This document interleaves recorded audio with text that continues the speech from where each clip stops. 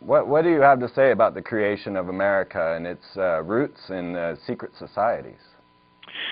Well, there's a lot of controversy over that right now.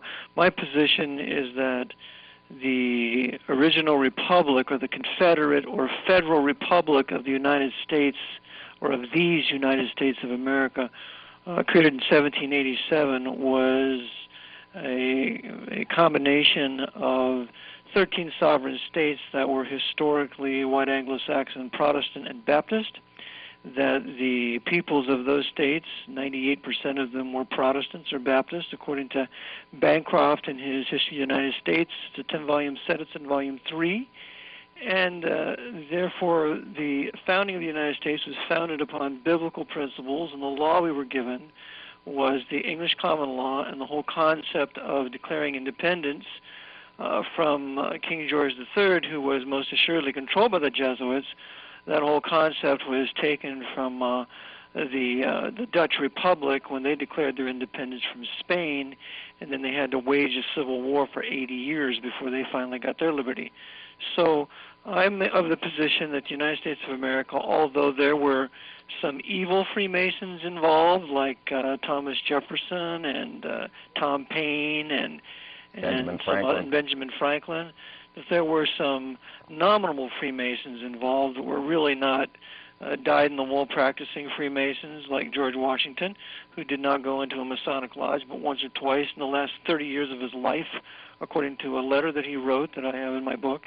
And so the men that were responsible, the leaders in creating our country, were not only the preachers like Whitefield and Jonathan Edwards and Samuel Davies and Timothy Dwight and others, but it was Bible-believing men like George Washington, who was baptized by one of his captains, Pastor John Gano, who was a pastor of a Baptist church in New York, and he baptized George Washington in the Hudson River after the war. And then also you have James Madison, who was also a Baptist Calvinist, who wrote and gave us the Bill of Rights on the insistence of Virginia Baptist pastor John Leland when he met Madison. So yes, the founding of America, I believe, was a work of God. Furthermore, it would have never happened had not there been the first great Masonic schism in about 1750, where Masonry began to be broken up and disunited, and then you have the suppression of the Society of Jesus by the Pope in 1773 with the famous bull Dominic Ac Redemptor Noster. So with those factors involved, coupled with the fact that the colonies were really a place of escape for the Protestants and Baptists of Europe for about 200 years, I do believe that America was a work of the Lord in giving his church some respite after many years of persecution. All right. I myself was not raised with a religion. I guess coming from a Freemasonic family or whatever, my family was not involved in religion whatsoever. So I don't completely understand the schism that's going on between the Vatican and the Reformation. Oh, okay. The papacy was all powerful. The height of its power was in about the 13th century. There's a book that the Jesuits backed several years ago called The 13th Century, the Greatest of Centuries, when Pope Innocent III, that demon pope, was the most powerful monarch in the world. He massacred the Bible-believing Ebigenses of France. He set out to kill all the Waldenses with the French army. In the Dark Ages, the popes always controlled the kings, and then the kings controlled the armies. The kings held their title to their throne by virtue of privilege granted from the pope. And because of this, then the king had to uphold the pope's canon law. If he refused to uphold the canon law, which involved the extirpation of heretics, the killing off of anybody in your realm who believed the Bible and refused to serve the pope, then that king could be removed and another king could be appointed to take his place. So the Pope ruled all the monarchs of Europe and other monarchs, including the monarchs of China for some time and Japan. And any monarch who sought to break the Pope's temporal power was at war with the Pope. And when the Reformation came when the Lord sent that in 1517 with Martin Luther, the Reformation attacked these doctrines that Rome had so promulgated in its canon law with his 95 Theses when he nailed that to All Saints Church in Wittenberg. And with that, people began to realize that they did not need the papacy for salvation, that they did not need the priests for salvation. And when the spiritual power of the Pope began to be broken over Germany and Holland and England and Scotland and other countries, then the Pope's political power or his temporal power began to be broken, which gave birth to what we would call today national sovereignties.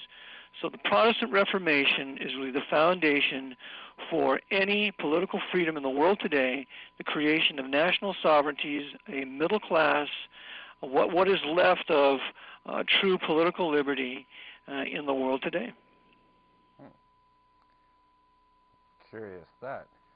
Well, now as I watch, we're watching this infighting or this war, and the most that I've been able to get out of it as looking into the Jesuits and the Freemasons was that this belief that mankind had a hand in God's work.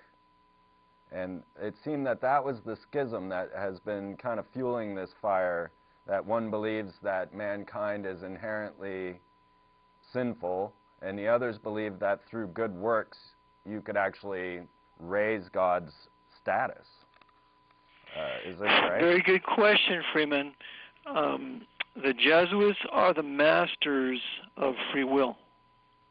It's called Molinaism. It was first promulgated by Pelagius, and then that was called Pelagianism. Then the Jesuits further championed that with Louis Molina, who is one of their foremost moral theologians.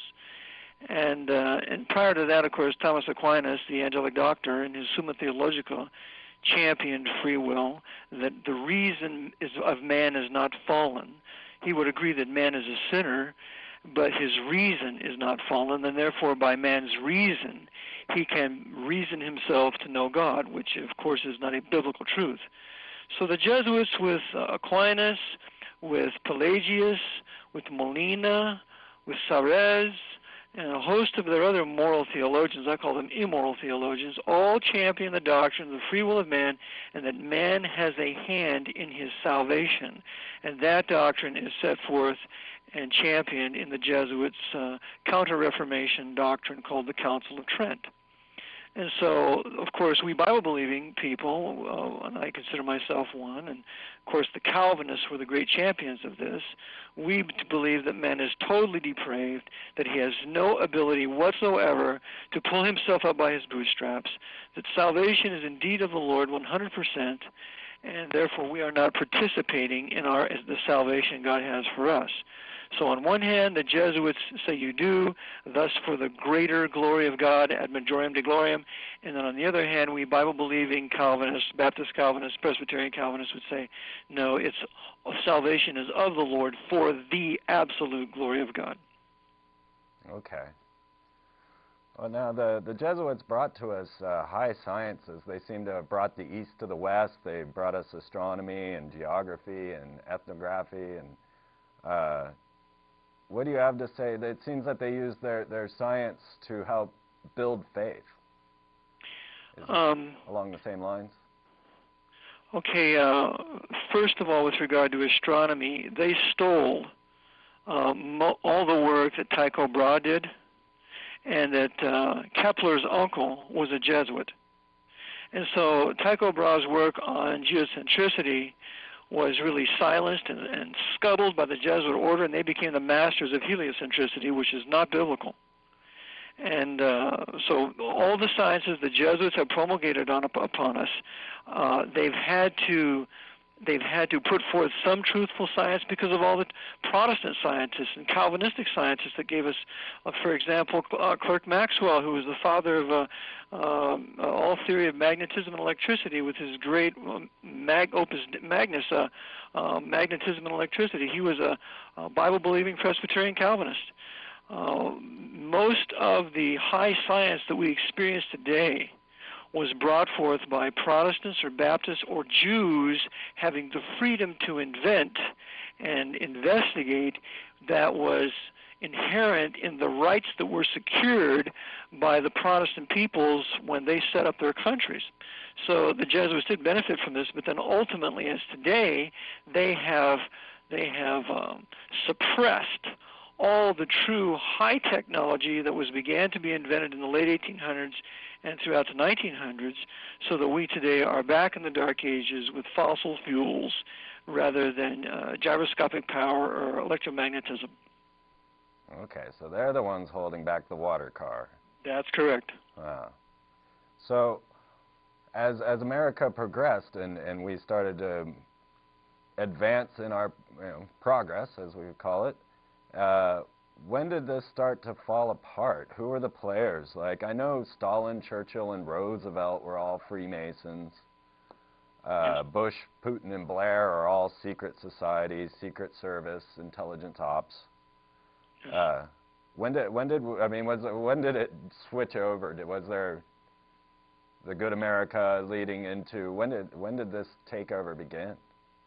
I show in my book that the Jesuits, when they were suppressed, when they were suppressed in 1773 by the Pope, one of the things they did was that they came to America, and of course, they had already been here, but then they really started to come here, and they set up Georgetown University in 1789 for the purpose of gaining control of Washington, D.C., because Washington, D.C. was patterned after occult designs. Jefferson was involved in that. I believe that Jefferson and Franklin were both agents of the Jesuit order, as Pepper Saucy points out in his book, Rulers of Evil. But the Jesuits did not have control of our government. They hated our Constitution because it was a limited grant of power to the federal government by the states. And so they began then to undermine our country and our Constitution, and they considered the American peoples that were, for the most part, vastly Protestant and Baptist, to be heretics and liberals, and therefore condemned by the Council of Trent. So they had to begin to overthrow our form of government and then ultimately take away our freedom of worship as set forth in the First Amendment. So what the Jesuits did was they then fomented the War of 1812 with their King George III, and I show in my book that the Jesuits have controlled England since no later than the reign of King George III, all the way to the present day. And that with the War of 1812, God in his providence gave us deliverance through Andrew Jackson, who later became president, and he was the one who brought back who did away with the national bank, and who erected a protective tariff, which is all necessary for successful domestic manufacturers. So the War of 1812 was the first attempt to overthrow us by Britain, being nothing more than the surrogate of the Vatican.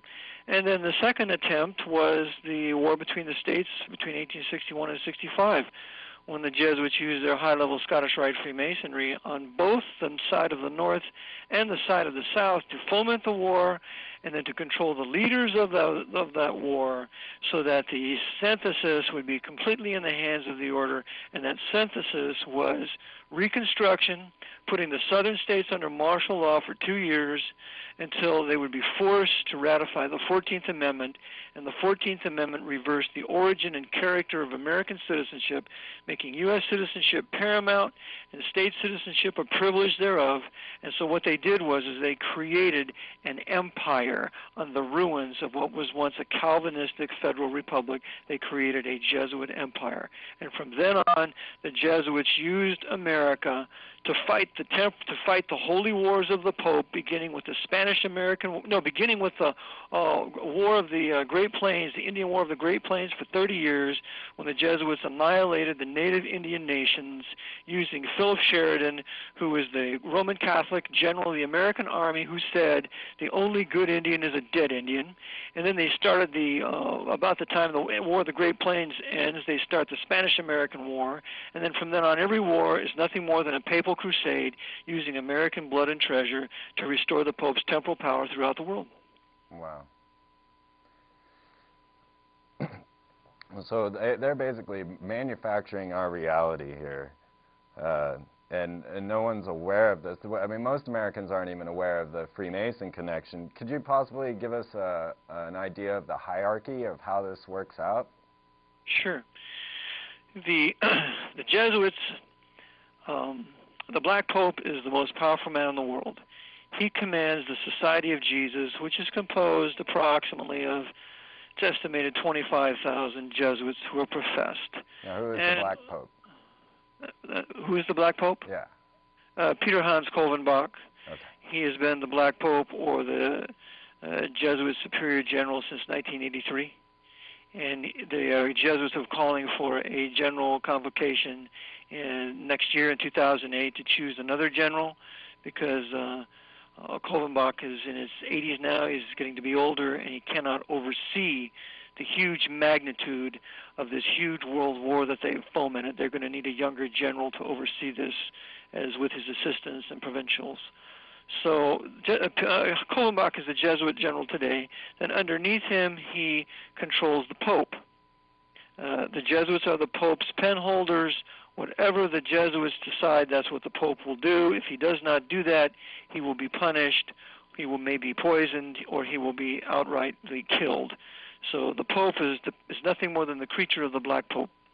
But the purpose of the Black Pope is to erect a Pope of their making, to be the universal monarch of the world, to rule every nation from a rebuilt third Hebrew temple in Jerusalem. For which reason we understand why now the Pope's Masonic Jewish Labor Zionists rule Israel and nobody else can. So underneath the Black Pope, you have the papacy, the Pope and the papacy, the whole Roman hierarchy. And then under the Pope, he commands the Grand Master of the Sovereign Military Order of Malta, the Knights of Malta, and you find them riddled all throughout the American government. And these Knights of Malta work in conjunction with Jesuits, like Knight of Malta Pat Buchanan works with the Jesuit John McLaughlin. So they always work together, and then the Jesuits always have a nearby fortress, which they call a university, to oversee the Archbishop of that city. For example, in New York City, you have the Archbishop of New York, Edward Cardinal Egan, the man responsible for bringing down the World Trade Center and igniting this crusade against Islam. He is overseen by the Jesuits of Fordham University. You have the Archbishop of Washington, D.C. You have him overseen by the Jesuits of Georgetown University. And so it is throughout the country. So then the Jesuit general, he also commands the high-level Freemasonry, which at one time was known as the OTO, also called the Palladium Rite, but the Jesuit general controls the highest councils of the 33rd degree of Scottish Rite, Freemasonry. He controls the Grand Orient Lodges of the East. He controls all the top Freemasonic leaders, and then those leaders in turn control all low-level Freemasonry and other secret societies that may be offshoots there. So the Jesuits control the invisible empire, whether it be the Nation of Islam or whether it be the Ku Klux Klan. It's all Masonic, and so they have many strings to their bow. Now, it's interesting because Aleister Crowley's handwritten works are stored here at the University of Texas. Oh, really? Yeah. If you go up to the Harry Ransom Center here, Aleister Crowley's eyes are staring out at you, and they keep his handwritten Book of the Law kept there. Very interesting. Yeah. Well, the Book of the Law is really nothing more than a champion. He is championing or championing the doctrine of free will. Right. And it's, do what thou wilt, for this is the whole of the law. In his society, thelema, it means desire, or actually free will. So it goes right, and it's completely in agreement with Albert Pike's Morals and Dogma, because if you look in the index there, you'll find the doctrine of free will on a host of pages.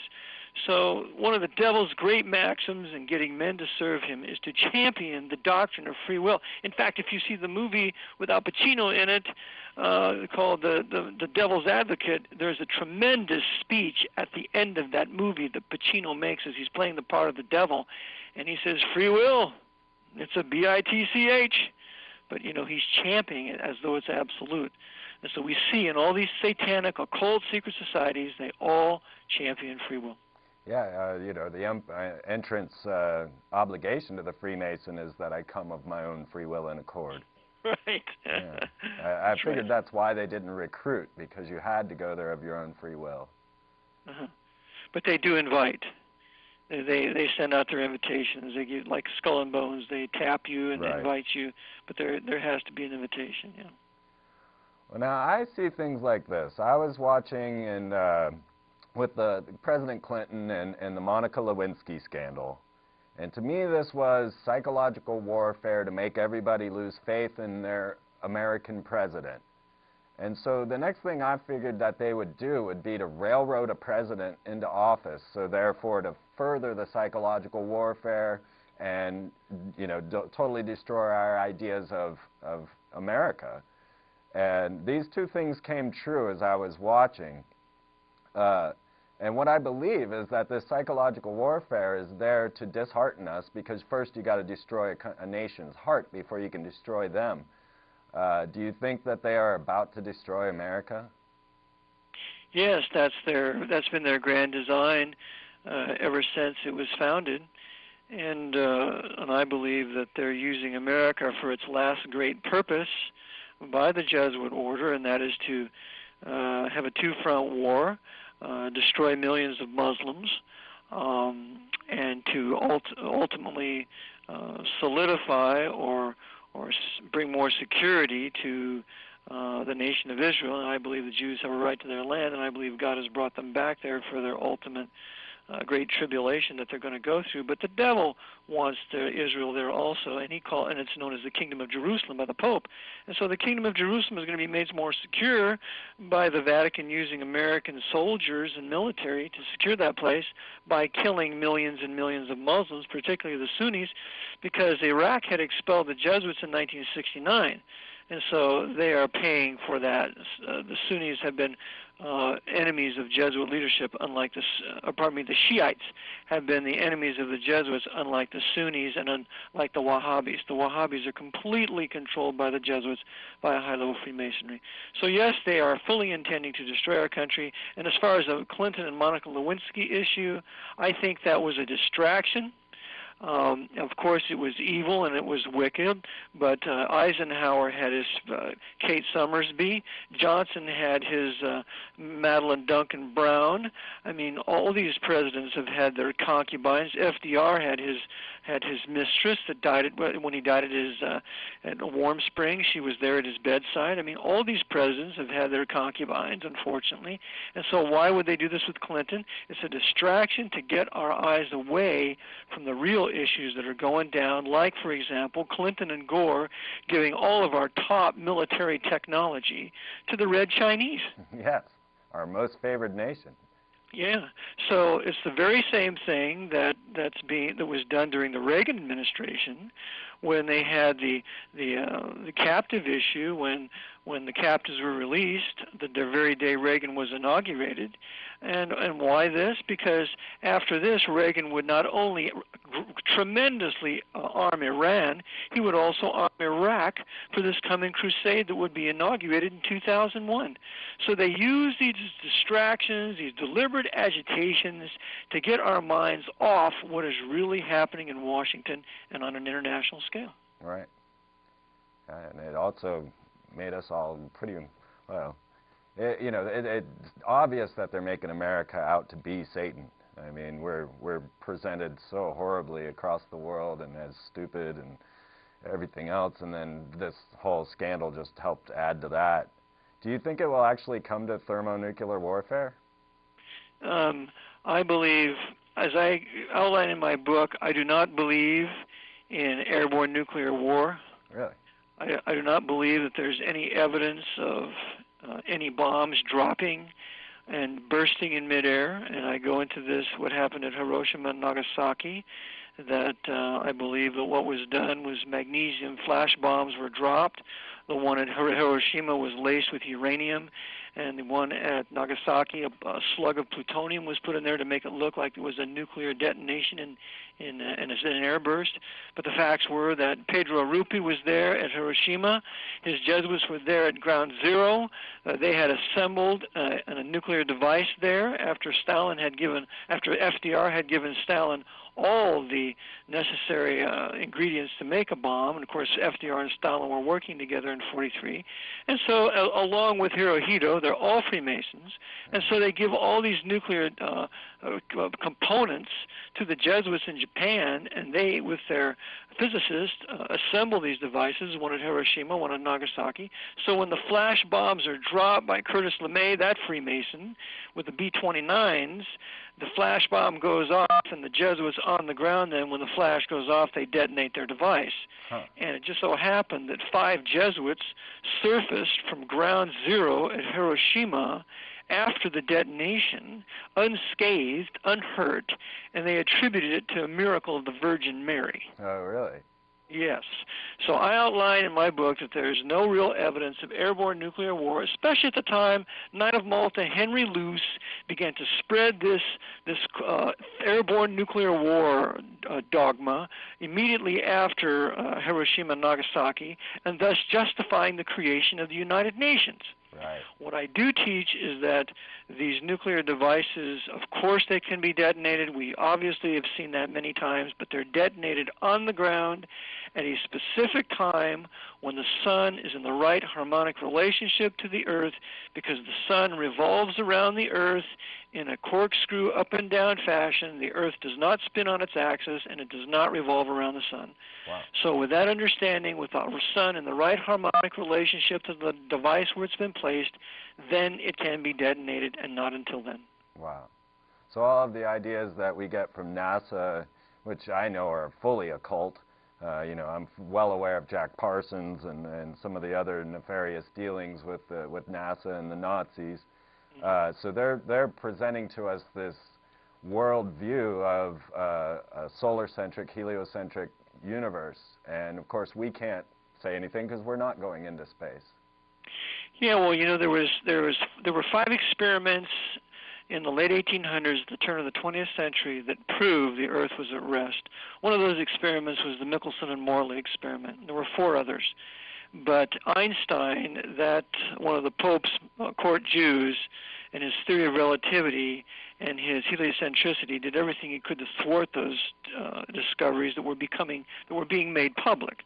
And so we had to be brainwashed into believing in heliocentricity, because if we believed in geocentricity, that would open up a whole new class of physics that we are to be kept ignorant of.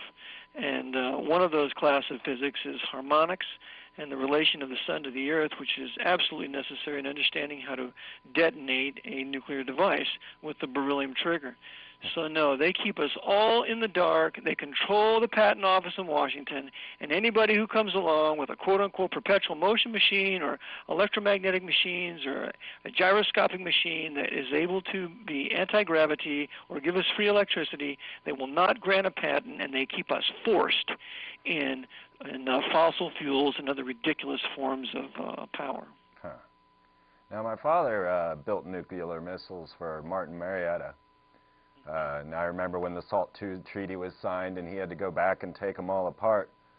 But on top of that, my father was also in Project Blue Book and chased flying saucers. Now, he told me, once again, he was a worshipful master in the Freemasons, so who knows, but he told me absolutely flying saucers are real. And you had mentioned Reagan, and Reagan, one of his big things was to say, wouldn't it be great if we were attacked by an extraterrestrial force to unite humanity?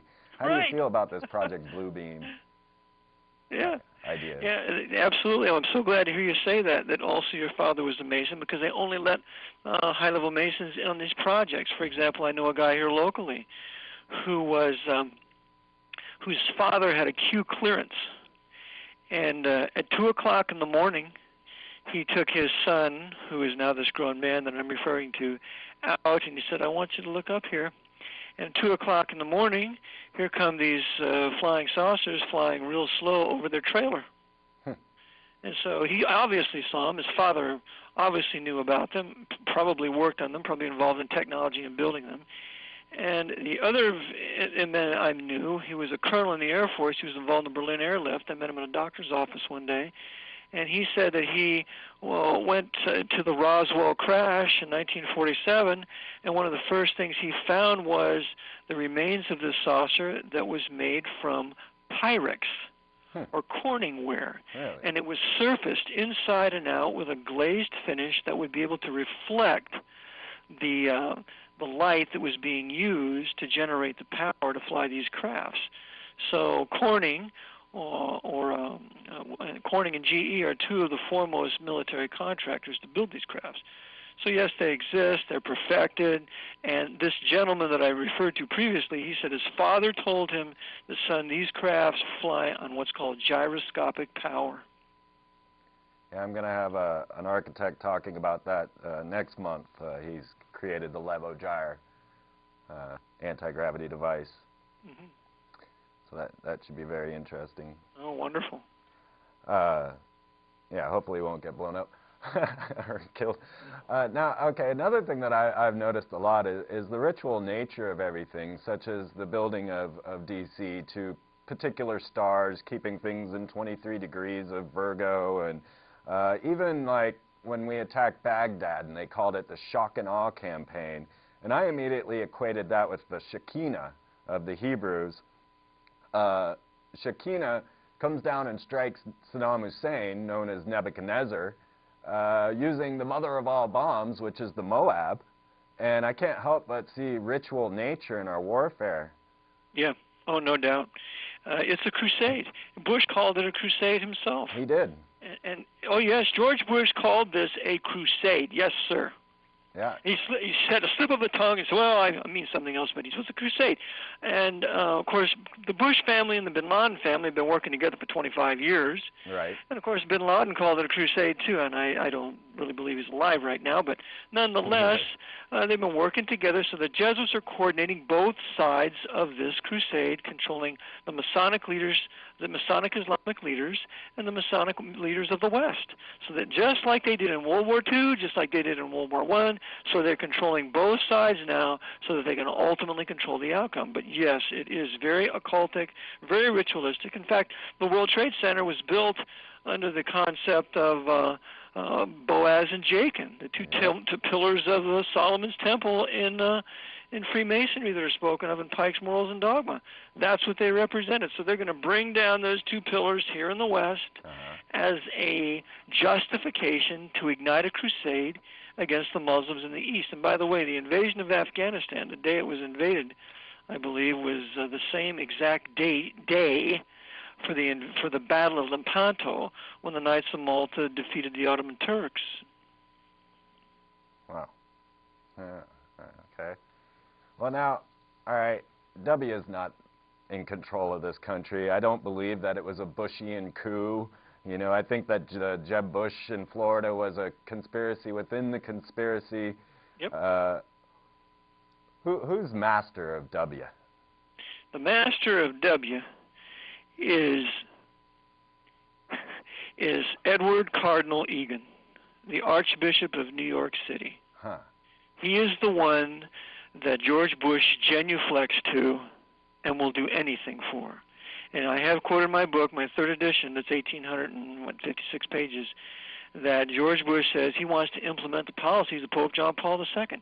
That simply means he wants to reduce this country to a vassal of the papacy, which involves suspending our Constitution and putting us under martial law and having a combination of fascism and Bolshevism as existed during the 20th century, because the Jesuits controlled both the Bolsheviks and the Nazis.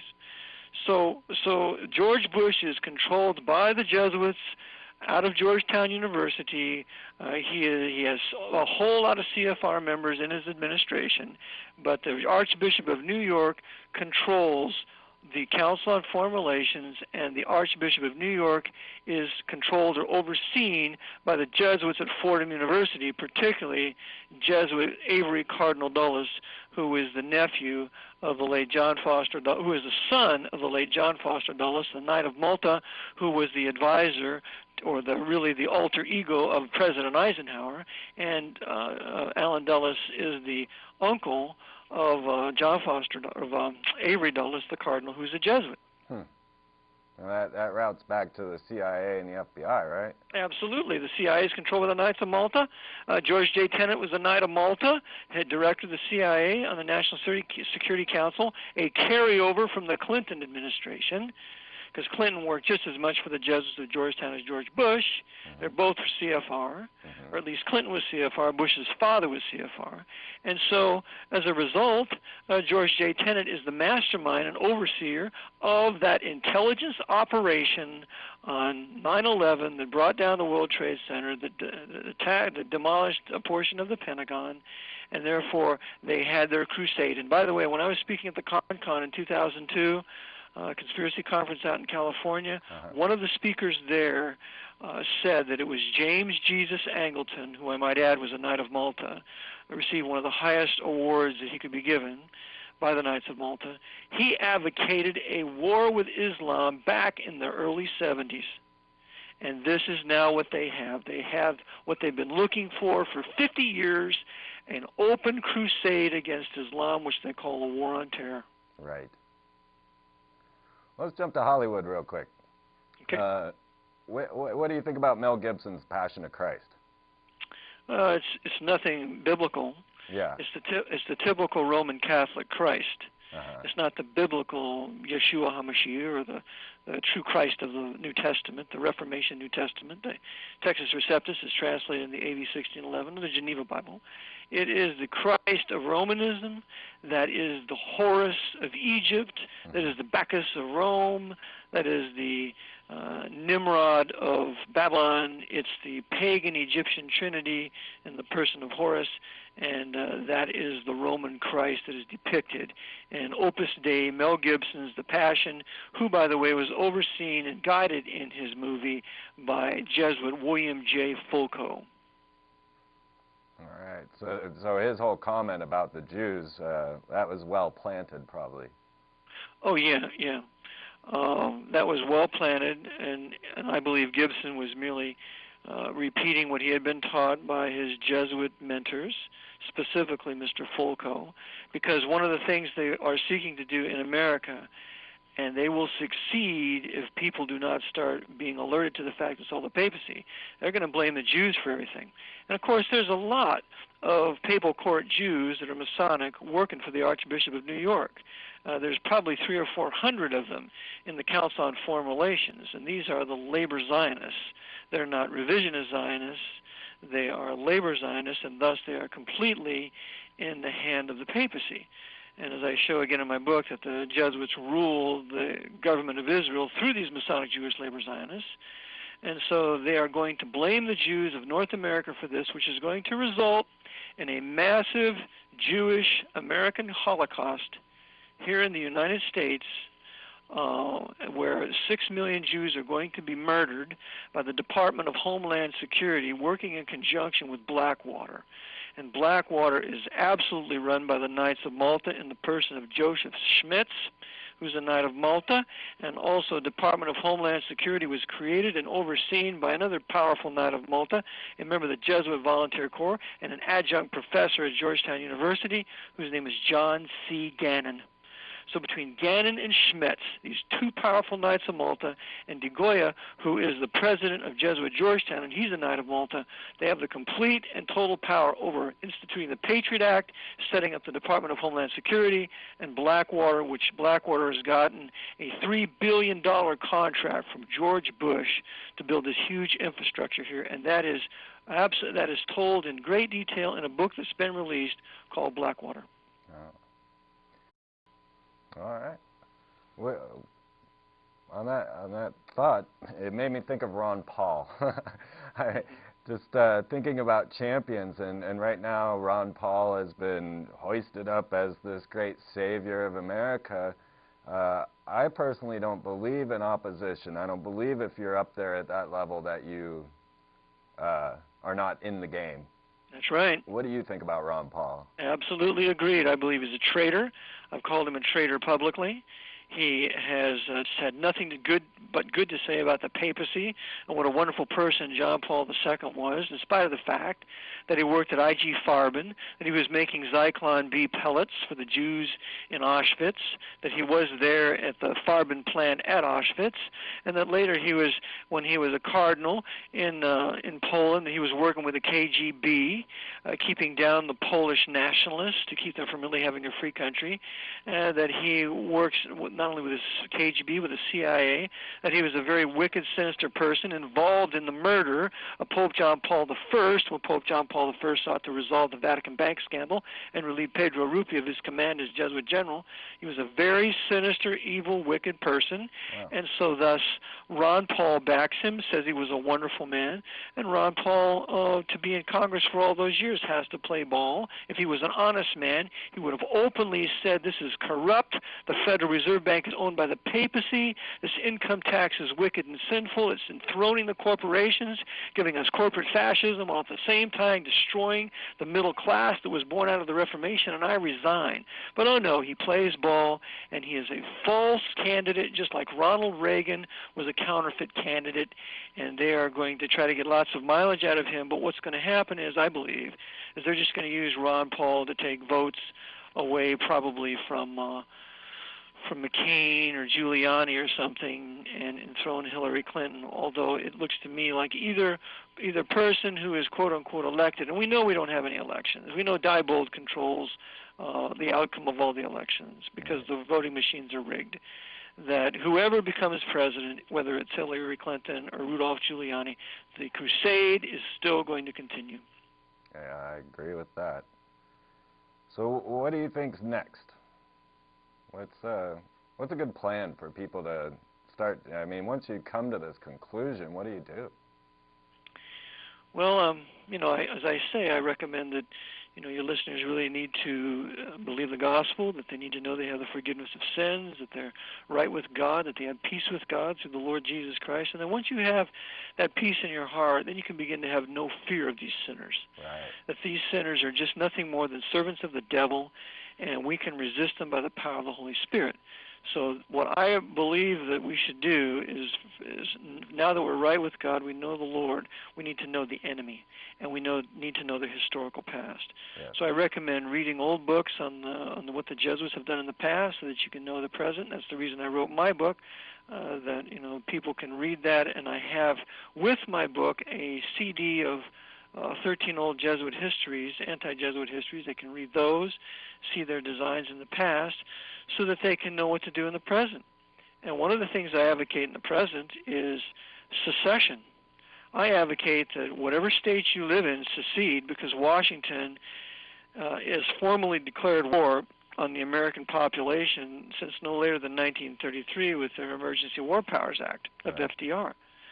So we have to break away from the control of Washington, D.C., and begin to take our power back by having our own nation state once again, where we can then resolve our problems, where we can punish crime, where we can punish evil and reward good, and govern for our benefit and not for the benefit of the papacy. All right. Well, now I'm starting to understand why life on planet Earth is not engineered for the human. I mean, with all this genetically modified food and everything that's just killing us, and of course, as you were saying, the restraining of all the technologies that would set us free. Yep. I think I'm starting to get a good idea of why that's going down. I'm still trying to understand just exactly who the Pope is and why he has this temporal power. Well, the Pope is a corporation soul. He's an artificial person in the law. He's a monarch, just like any other monarch that we would know of, the King of England or the Emperor the Emperor of Russia or whatever who used to exist. So as a sovereign, he cannot be sued, and he is above the law. As a sovereign, he has a sovereign nation that he governs. And that sovereign nation that he governs is called the Sovereign State of Vatican City, that was restored by Benito Mussolini in the Lateran Treaty of 1929. And so he accepts ambassadors. He sends ambassadors to foreign nations, being the king that he is. And those ambassadors to foreign nations are called papal nuncios. And if the country doesn't formally recognize the Vatican State as a sovereign nation, those ambassadors are called apostolic delegates. And so we had an apostolic delegate in this country until the greatest traitor who ever disgraced the office of president in 1984 recognized the sovereign state of Vatican City, and then we got a papal nuncio. And of course the man who did that was Ronald Reagan, who had several nights of malt in his administration, was completely in the hands of the Vatican, and was really the beginning of the creation of the new right fascist party, which we are now suffering under at this moment. So the Pope is a monarch. He's absolute. He claims universal spiritual power. That's one key that you see on the papal flag. You see two crossed keys and a triple crown. The triple crown represents the Pope as Lord of Heaven, Lord of Earth, Lord of Hell. The two keys, the one key is the spiritual power, the other key is his temporal power, his right to rule all nations. He was given the spiritual power by Focus, PHOCAS in 606, and he was given the spiritual power by Pepin in 756, the father of Charlemagne. So this is the historic dating of these two powers, and therefore he claims to usurp them or use them wherever he can. And with regard to JFK, he refused to recognize the temporal power of the Pope. He had nothing to do with Cardinal Spellman and attempt to break the power of the CIA into 1,000 pieces. The CIA was nothing more than the Pope's intelligence service for foreign operations for the United States, continuation of the Black Pope's SS out of Germany. And so the Pope killed him because the Pope claims the right to kill monarchs who refuse to rule or govern on behalf of the Church or the papacy. And there we go. All right, just one last thing. I was I predicted 9/11. I knew it was coming. I recognized their ritual nature. I picked the date because it was HW's announcement for the New World Order. To me, it was so obviously an inside job, and I wondered if it was designed as such so that it would cause a schism and create an Alex Jones, so that then there's this more infighting with us. Why, sure. Sure, because you have to divide the camp of the enemy before you conquer them, and you have to smite the shepherd so that the sheep can be scattered. So you have to discredit real leaders, and then you have to create infighting among others through Operation Mockingbird and other things like that, where you control the alternative media. And then you can continue to sow this discord while at the same time planning your next terrorist event that will kill lots more people.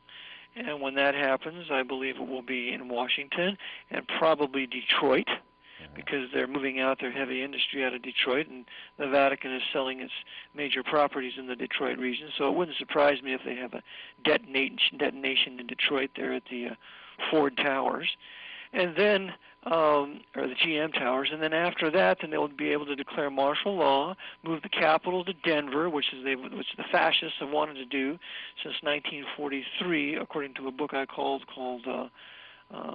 written by John Roy Carlson, Undercover, and who had infiltrated the fascist movement in America in the late 30s and early 40s. And then when they do that, then they can begin to wage their two-front war for a series of years while exterminating enemies of the state, Jews, Muslims, blacks, in their huge concentration camp system overseen and orchestrated by the Department of Homeland Security in Blackwater. They're driving all the whites into right-wing fascism. Yeah.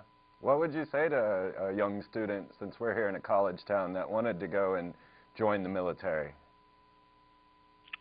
Well, I would say absolutely not. The military is nothing more than a papal army used for the benefit of the papacy. It is not used for the protection of America. I'm all for protecting my nation against an invasion or suppressing an insurrection pursuant to the Constitution, but our military is not used for those purposes. It's always used to fight on a foreign front in a foreign theater, not for my benefit at home, but for the benefit of the papacy. And so absolutely not. You have no business going in the military. I told my two sons, one is 28, the other is 25, if you join the military, it's over between us. Wow. I understand. Well, thank you very much, Eric, for joining us. This is Eric John Phelps. His website is Vatican Assassins. I highly recommend checking it out. There's so much detailed information on your website. I'm glad it's helpful, and it's a pleasure to be with you and your listeners tonight, and I thank you for inviting me. You're very welcome, and I hope we get a chance to speak again. Okay, Freeman. Thank you. All right, have a good night, Eric. Okay, good night. You know, it's interesting to say such things as have a good night, because, well, obviously we're in quite, to use a Fox term, quagmire. We're in a position now where we're looking at a world that's got a Hegelian dialectic, but this Hegelian dialectic is being channeled by one source, and according to JON Phelps, that would be the Vatican and the Pope, or even more specifically, the Black Pope, Clovenbach. I call him Clovenbach, just in the context of the cloven hoof. But here we find ourselves in a reality manufacturing situation where we have these religious orders, militant religious orders, that are fighting a crusade to give this one man entire power over the globe. And they are so crafty that we barely even notice. And they use these terrorist events to cause us to follow their lead.